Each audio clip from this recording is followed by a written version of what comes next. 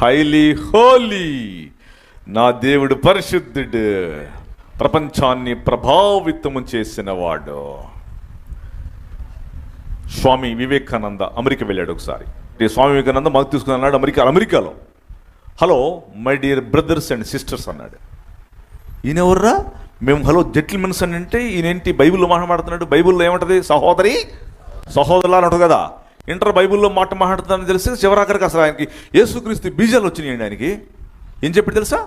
ప్రబోధ రత్నాకర వాల్యూమ్ 1లో రాశాడు ఆయన. ఆయన రాసినటువంటి ప్రబోధ రత్నాకర ఫస్ట్ పేజీలో ఏమిటో తెలుసా మీరు?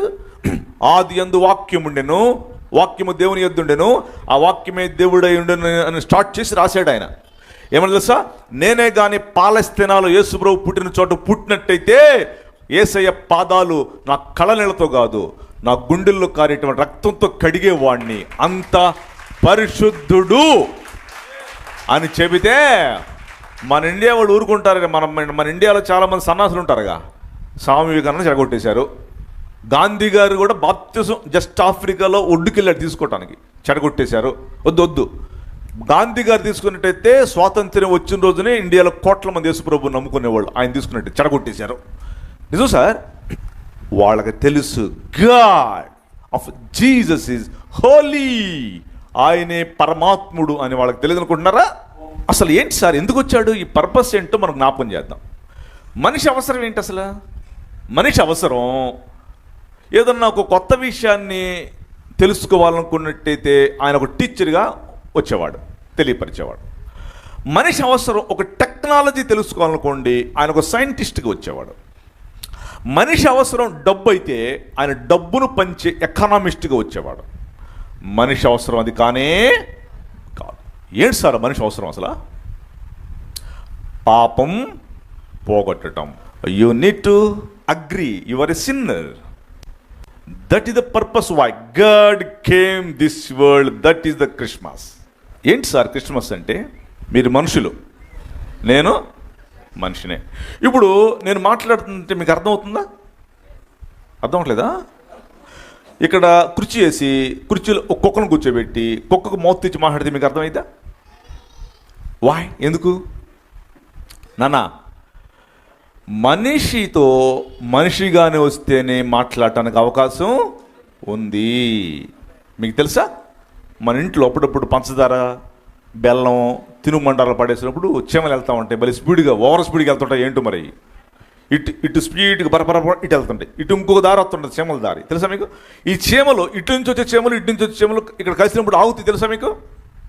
ఆగుతాయి ఆగవా? ఏంటి ఆగి మాట్లాడుకుంటాయి అయ్యి? తెలుసా మీకు?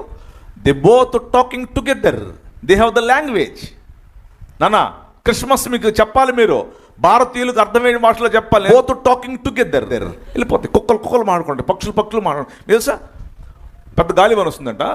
ఆ గాలివానలో పెద్ద పక్షి తడిసిపోయి ఒక ఇంటి ప్రహరీ కూడా వచ్చి వాలిందంట. ఇంటి ఓనర్ బయటకు చూశాడు. అయ్యో పాపం గాలివానలో వర్షంలో తడిసిపోతుంది ఈ పక్షి అని పట్టుకొని లోపలికి తీసుకొద్దాంలే అని వెళ్తుంటే పారిపోతుందంట. ఇది ఏంట్రా పారిపోతుంది? రెండోసారి వచ్చిందిలే పట్టుకుందాం అనుకున్నాడు. రెండోసారి వచ్చింది, మళ్ళీ పట్టుకుంటే మళ్ళీ పారిపోతుంది.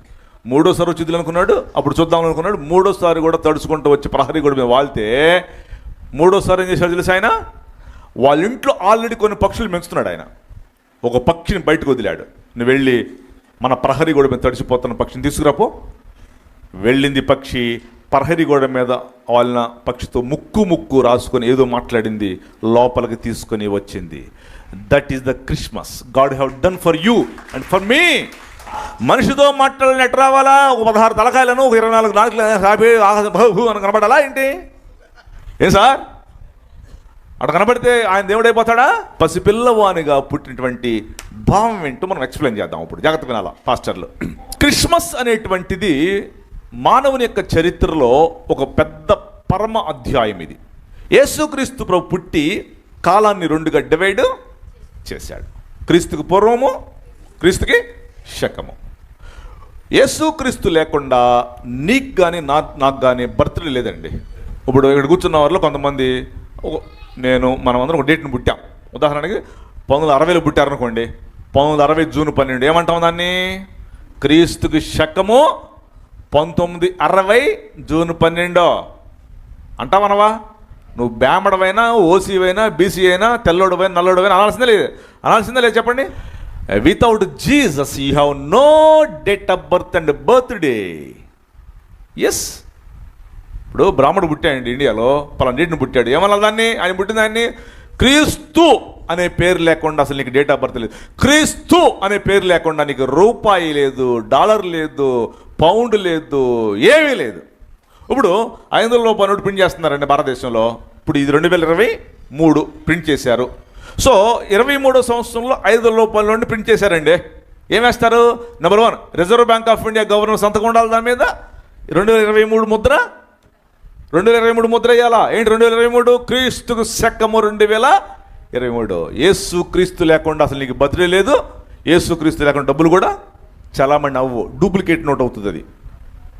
క్రీస్తు లేకుండా అసలు కరెన్సీ లేదు, నీకు నాకు డేట్ ఆఫ్ బర్త్ కూడా లేదు. అసలు ప్రతి దాని మీద యేసుప్రభు ముద్ర సార్.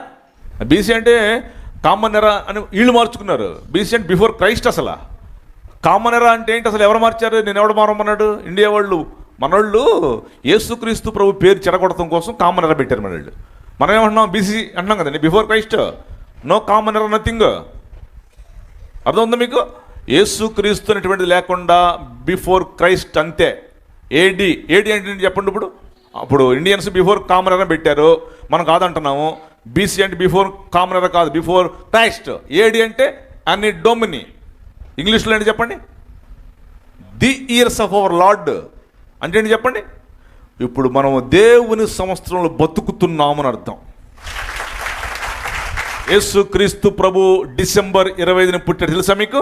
సో యేసుక్రీస్తు ప్రభు పుట్టినటువంటి డేట్ మొన్న ఈ మధ్య బయటపడింది. మేము యాక్సెప్టబుల్ చేయాల్సి వచ్చింది, తప్పలే. ఇంక అన్ని ఆధారములు పక్కాగా ఉన్నాయి కాబట్టి చచ్చినట్టు ఒప్పుకున్నాం మేము. అసలు మేము మొండోళం ఒప్పుకోం. అసలు ఏమైందంటే మొన్నటిదాకా ఈ రోమన్ ఎంపైర్ కాన్స్టాంటినోపిల్ వాళ్ళ తల్లి హెలీనా వీళ్ళు పెట్టారు.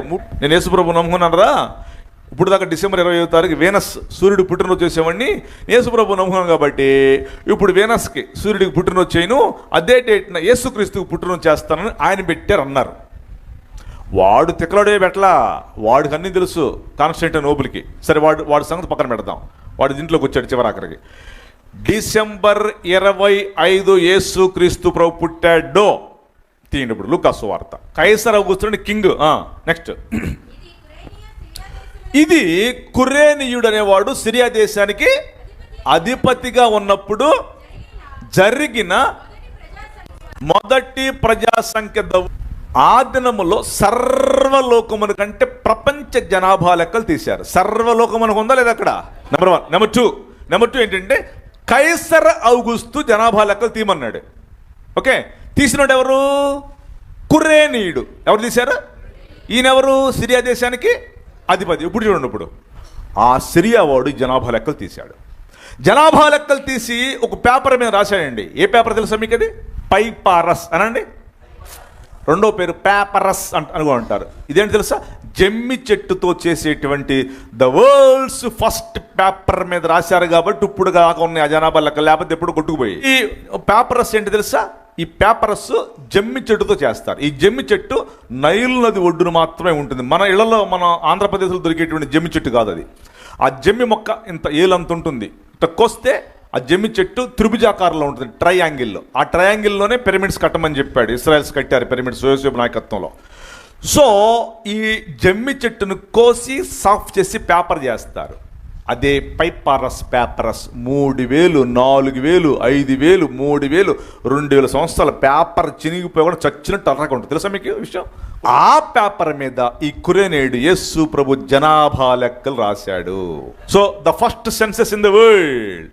కురేనీయుడు జనాభా లెక్కలో మొన్న బిల్డింగ్ పగిలిపోయి బయటపడినాయి. కురేనీయుడు జనాభా లెక్కలు బిల్డింగ్ దగ్గరికి నేను వెళ్ళాను. కురేనీయుడు రాసింది జనాభా లెక్కలు. సిరియాలో ఆయన పాత బిల్డింగ్ పడిపోతే ఆ బిల్డింగ్లో దొరికిన ఈ జనాభా లెక్కలు వాటిని తీసి జర్మనీ శాస్త్రవేత్త డెన్నిస్ ది లిటిల్ 360లో ఇది తప్ప ఒప్పారా బాబు అని చెప్పేసి ఈ జర్మనీ శాస్త్రవేత్త డెన్నిస్ ది లిటిల్ దాని మీద రీసెర్చ్ చేశాడు. తర్వాత దాన్ని తీసుకెళ్ళి జర్మనీ మ్యూజియంలో పెట్టారు. జర్మనీ మ్యూజియంలో పెట్టారు. అప్పుడు 3 ఖండాలే ఉన్నాయి. యేసు ప్రభు పుట్టినప్పుడు 3 ఖండాలు అండి. ఇప్పుడు 7 ఖండాలు కదా, అప్పుడు 3 ఏంటి, ఆసియా, ఆఫ్రికా అండ్ యూరప్ 3 ఖండాలే ఉన్నవి. యేసు ప్రభు జనాభా లెక్కలు తీసిన జనాభా లెక్కల్లో 42,33,000 మంది జనాభా లెక్కలు తీశారు. అప్పుడు 42,33,000 మందిలో యేసు ప్రభు డేట్ ఆఫ్ బర్త్ ఉంది. ఏమో తెలుసా? AUC. ఇది AUC, అబ్బు ఊర్దో కోన్ దీప్తా. ఇది రోమన్ లాంగ్వేజ్. రోమన్స్ తీశారు అప్పుడు జనాభా లెక్కలు. AUC, అబ్బు ఊర్దో కోన్ దీప్తా అంటే అర్థం ఏంటంటే, రోమన్ లాంగ్వేజ్లో రోమా పట్టణము కట్టిన అనంతరము 754 సంవత్సరము తీవిత్తి నెల 10వ తారీఖున యేసు ప్రభు పుట్టాడు రాశారు దాంట్లో. అది రోమన్ క్యాలెండరు. అదే డేట్ మనం వాడేటువంటి గ్రెగోరియన్ ఇంగ్లీష్ క్యాలెండర్ ప్రకారము డిసెంబర్ 25. లెక్కేస్తాం చూడండి. డిసెంబర్ 25, 26, 27, 28, 29, 30, 31, జనవరి 1. ఎన్ని రోజు వచ్చింది? 8వ రోజు. 8వ రోజు యేసు ప్రభుకి ఏం చేశారు? సున్నతి చేశారు. యేసు ప్రభుకు నామకరణం చేసి సున్నతి చేశారు. జనవరి 1 ప్రపంచమంతా టపాకాయలు కాల్చి స్వీట్లు తిని డ్యాన్సులు వేస్తున్నారే, పాపం వాళ్ళకి తెలియకే యేసు ప్రభు సున్నతి చేసిన రోజున, యేసు ప్రభుకి పేరు పెట్టిన రోజున టపాకాయలు పేల్చి హ్యాపీగా చేసుకున్నారండి. బాగా చేసుకునేవ్వండి, తెలియకుండా చేసుకుంటారు వాళ్ళు.